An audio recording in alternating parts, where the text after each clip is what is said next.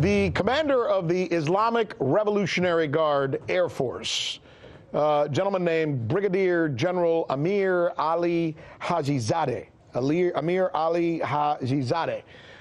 is disclosing that his air forces have taken over the controls of U.S. drones that were flying over Syria and Iraq. He also says that they were able to get firsthand intelligence from the drones because Iranian forces were able to actually penetrate U.S. Central Command. Think about that. So what did they actually hack? What was it about these drones that they were actually hacking?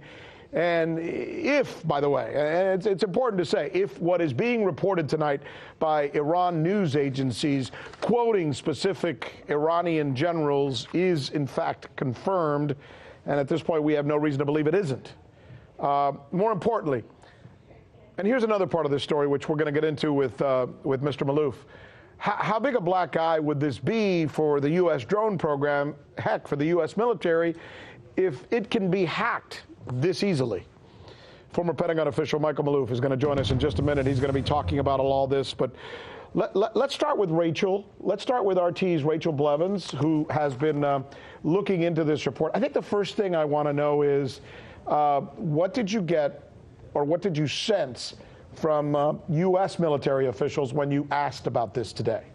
Right. Well, the response from them was really interesting because the Pentagon responded. A spokesperson simply said, we're aware of the report and we have nothing to add to it. So they didn't confirm it and they didn't deny it, which is really interesting because Iran here is making a lot of really bold claims. I mean, they're claiming that they have the ability to not only hack into U.S. drones, but also to hack into more than one drone at the time and also to control them. I mean, in that video we saw, there's a drone and they're controlling it and making it land. And the United States is aware of that, you know, from those videos and from the way that they responded to it. So it's really interesting to see this response from the Pentagon. Well, you know, I'm glad you made that distinction because there's a difference between just, oh my God, look, the United States drones over Syria and Iraq are taking some interesting pictures.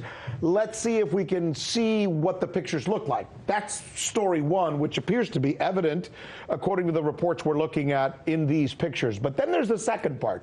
And this is what you just said, right?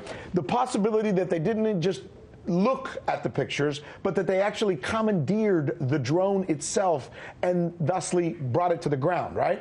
Right, exactly. And the fact that they're looking at more than one drone at the same time, I mean, that gives them the ability to see what the United States is seeing from a lot of different points of view over Iraq and Syria, and that their drones don't even have to be involved if that's what's happening. A couple of questions. Let me bring in Michael Malouf here, former Pentagon official. So many things to ask you about here.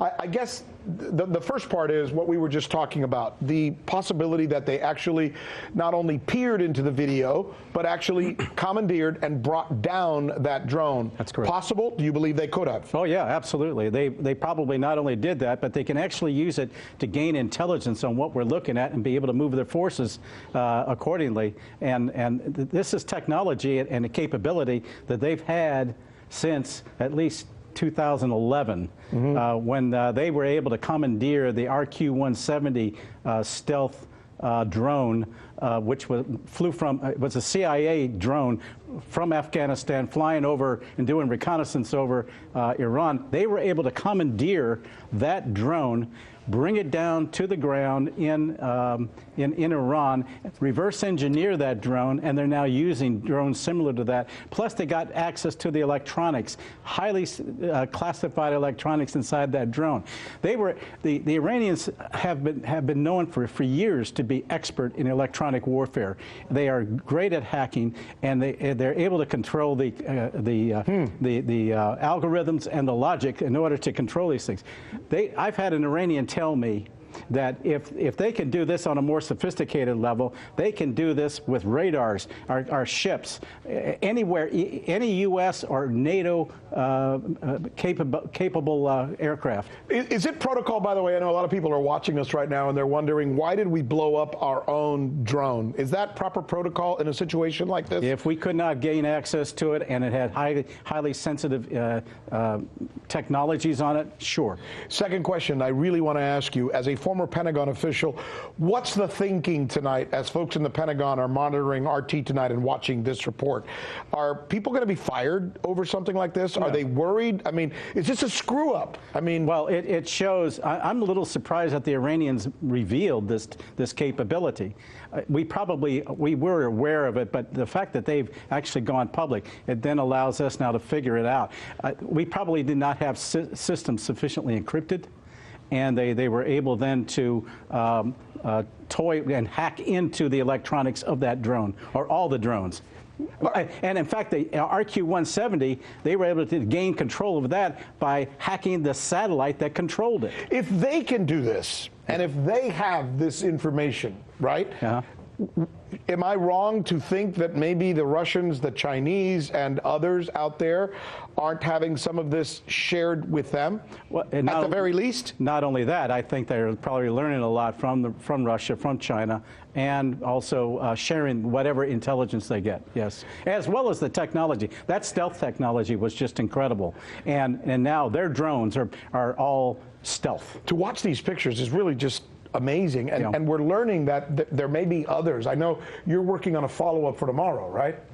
Right, yeah, looking into more of if there is more footage and what does it consist of and how can we confirm that? Because, you know, this footage that comes out, we look at it and this could be anywhere. I mean, it could be Iraq, Afghanistan, Syria. So we really want to find out where exactly that footage is taking place and if there's any way that we can verify. And, you know, I'm glad you said that, because we should probably underscore this, the three of us, that this is video that is being released by the Iranian military. They are on the record. We even have a general speaking to this video, but it's being released by FARS, which is the Iranian news agency.